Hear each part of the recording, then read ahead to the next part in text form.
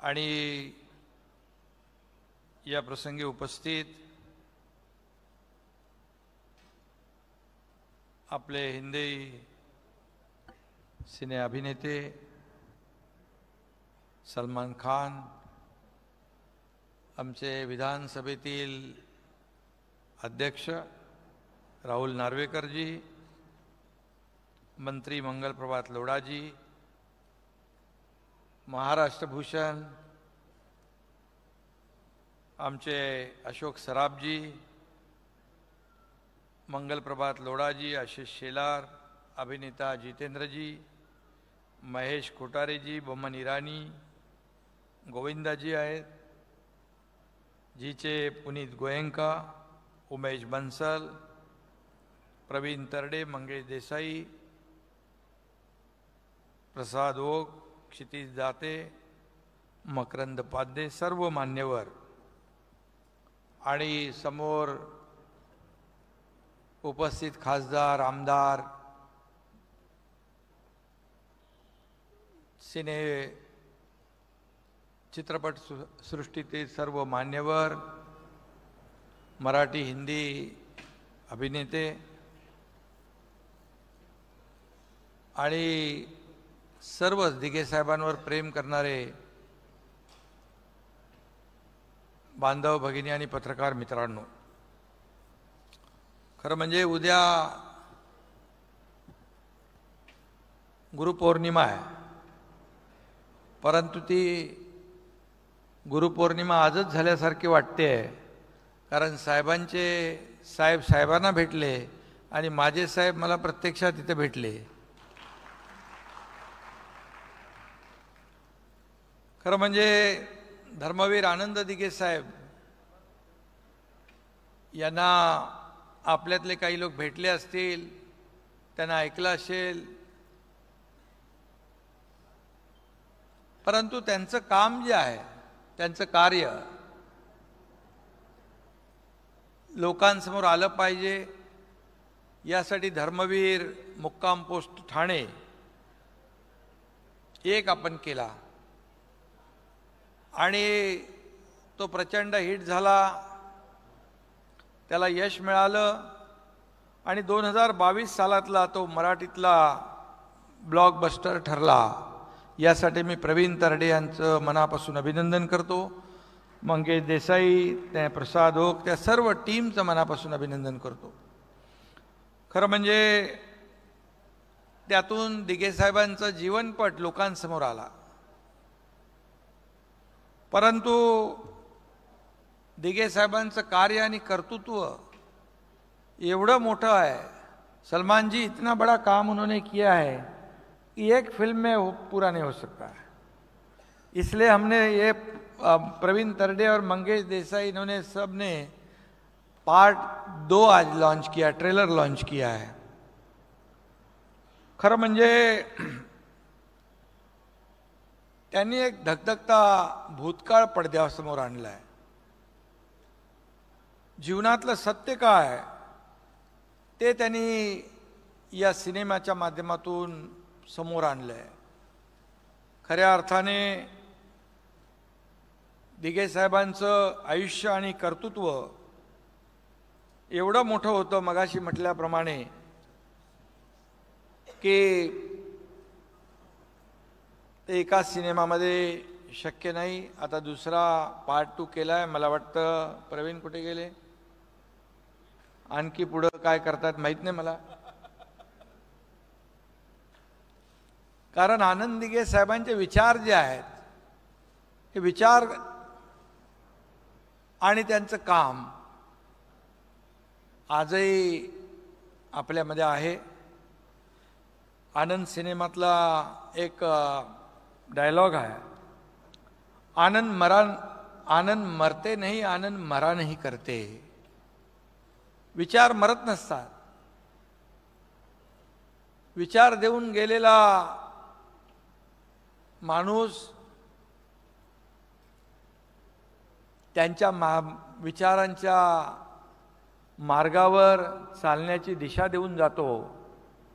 आणि बाळासाहेब आणि दिघे साहेबांच्या पावलावर पाऊल टाकून नाही, तर त्यांच्या पावलावर जीव टाकून आम्ही काम करण्याचा प्रयत्न करतो आहे.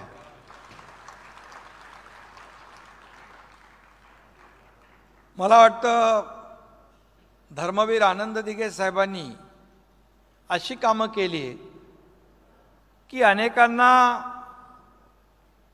ती माहीत नाहीत. मगाशी मामा अशोक सराफजी सांगत होते की ठाण्यामध्ये त्यांचं कार्यक्षेत्र आणि त्यांचं कर्तृत्व एवढं मोठं की या सिनेमाच्या माध्यमातून लोकांसमोर येत आहे. खरं म्हणजे काही गोष्टी आम्ही इथे बोलू शकत नाहीत. अशा अशक्यप्राय गोष्टी आणि अशक्यप्राय कामं ते करून गेलेत. सर्व ठिकाणाहून माणूस जेव्हा हवालदिल होऊन हरून अगदी निराश व्हायचा आणि तो धर्मवीर आनंद दिघे साहेबांच्या आनंद आश्रमात त्यांच्या दरबारात जायचा. दुःखी कष्टी चेहऱ्यावर वेदना घेऊन दिघे साहेबांना भेटायचा आणि पुन्हा जाताना त्याच्या चेहऱ्यावर एक विलक्षण आनंद आणि समाधान घेऊन जाताना आम्ही पाहिलेला आहे. अशी अनेक प्रकरणं, अनेक घटना दिघे साहेबांच्या जीवनामध्ये आणि या ठाणेकरांच्या नाही, महाराष्ट्रातल्या अनेक लोकांच्या जीवनामध्ये बदल घडवण्याचं काम आनंद दिघे साहेबांनी केलं. खरं म्हणजे फक्त हिंदुत्वाचं रक्षण नाही, तर समाजाच्या हिताचं रक्षण देखील धर्मवीर आनंद दिघे साहेबांनी केलं. या सिनेमामध्ये आपण बघाल की कुठलंही जात धर्म पंथ सिनेमामध्ये साहेबांच्या हिंदुत्वाची गोष्ट असं टॅगलाईन आहे, परंतु प्रत्यक्षात दिघे साहेबांचं जीवन या सिनेमाच्या माध्यमातून काही अंशी आपल्या समोर येईल. त्यांच्याकडे कुठल्याही धर्माचा माणूस जाऊ द्या, कुठल्याही जातीचा, कुठल्याही पंथाचा, तो कधी खाली हात वापस गेला नाही. खाली हात वापस गेला नाही. आणि दिघे साहेबांची हीच तर शिकवण होती. या सिनेमात एक डायलॉग आहे, कार्यकर्ता घरात नाही तर लोकांच्या दारात शोभून दिसतो. याचं कारण कार्यकर्त्याने लोकांची सेवा करावी, सुखदुःखामध्ये धावून जावं, त्यांची अडीअडचण सोडवावी आणि त्याला न्याय द्यावा, ही भावना त्यांच्या मनामध्ये होती. मला आठवतंय की अगदी शाळा प्रवेश साठी देखील त्यांच्या दरबारामध्ये शेकडो हजारो लोक यायचे.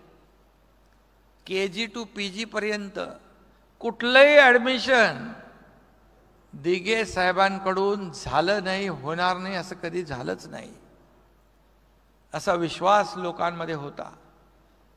माय भगिनी कुठलीही अडली नडली, कुठलेही काही त्रास झाला, कोणीही, तर दिघे साहेबांच्या दरबारामध्ये जात होता आणि त्याला न्याय मिळत होता. खरं म्हणजे एक आगळं वेगळं नेतृत्व दिघे साहेबांच्या रूपाने या महाराष्ट्राला लाभलं होतं. आणि म्हणून मी प्रसाद ओक, प्रवीण तरडे यांना मनापासून पुन्हा धन्यवाद देईन. प्रसाद ओक यांनी जे काम केलं, प्रसाद ओक यांनी कधी दिघे साहेबांना पाहिलं नव्हतं, दिघे साहेबांना भेटले नव्हते, दिघे साहेबांना फोनवर पण बोलले नव्हतं तुम्ही, परंतु दिघे साहेबांबरोबर जे राहिले ते त्यांच्या सोबत होते, ज्यांच्या सानिध्यात होते, या सगळ्यांशी बोलून, या सगळ्यांशी चर्चा करून, त्यांना ऐकून दिघे साहेबांचा हुबेहूब दिघे साहेबांची भूमिका करणं हे सोपं नव्हतं. आणि ती भूमिका प्रसाद ओक यांनी केलेली आहे. खरं म्हणजे मी एक किस्सा सांगतो. मला वाटतं पहिल्या सिनेमाचा आपला कुठे ट्रेलर आपण लॉन्च केलं का, काय लॉन्च केलं तिकडे हॉटेलमध्ये, कुठल्या ब्ल्यू सी मध्ये, आणि असा अंधार होता आणि हे समोरून आले आणि मला काही सुचलंच नाही. मी त्यांना दिघे साहेब समजून त्यांच्या अक्षरशः पाया पडलो. म्हणजे तसं पाया पडण्यासारखं काम केलेलं आहे तुम्ही, परंतु एक अशी भूमिका, त्यांनी त्या भूमिकेमध्ये जीव ओतला होता. एवढी मेहनत, त्याला फार डेडिकेशन आणि डिवोशन लागतं, आणि ते प्रसाद ओक यांनी केलं. आणि माझं काम तर क्षितिजने केलं. याच्यामध्ये मागच्यापेक्षा जास्त भारी दिसतो.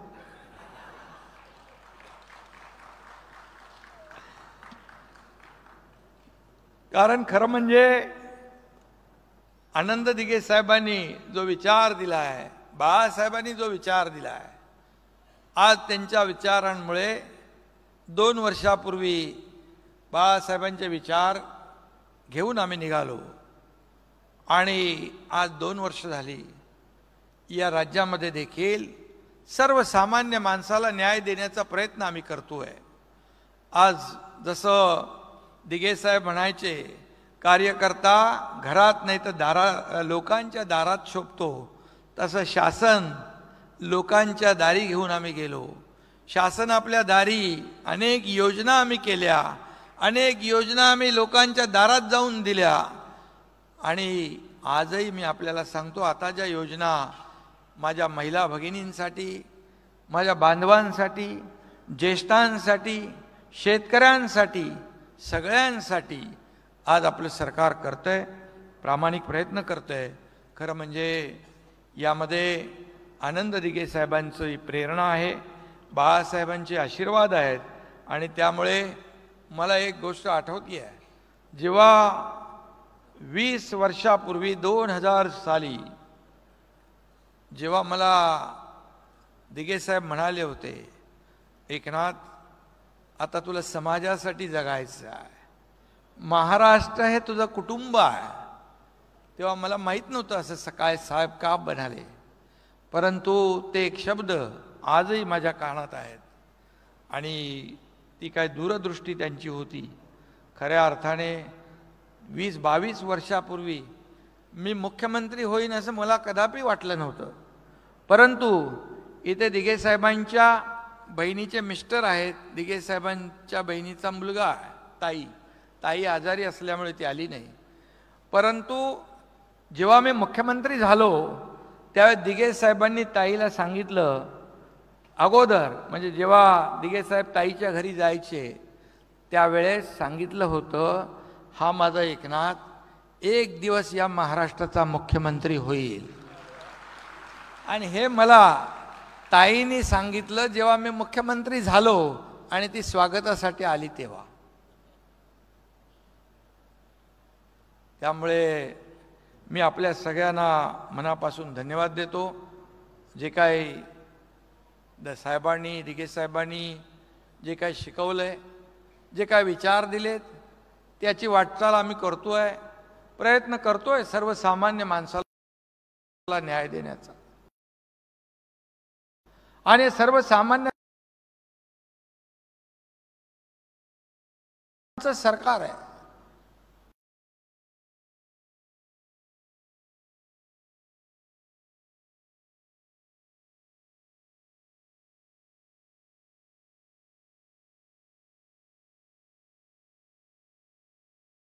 हे कुणा एकट्या यासाठी या राज्याचा विकास, सर्वांगीण विकास आणि या राज्यातल्या सर्वसामान्य माणसाला, मग बळीराजा असेल, शेतकरी, कष्टकरी, कामगार, वारकरी, धारकरी, माता भगिनी, माझे ज्येष्ठ, त्याचबरोबर तरुण, त्यांच्यासाठी देखील योजना करतोय.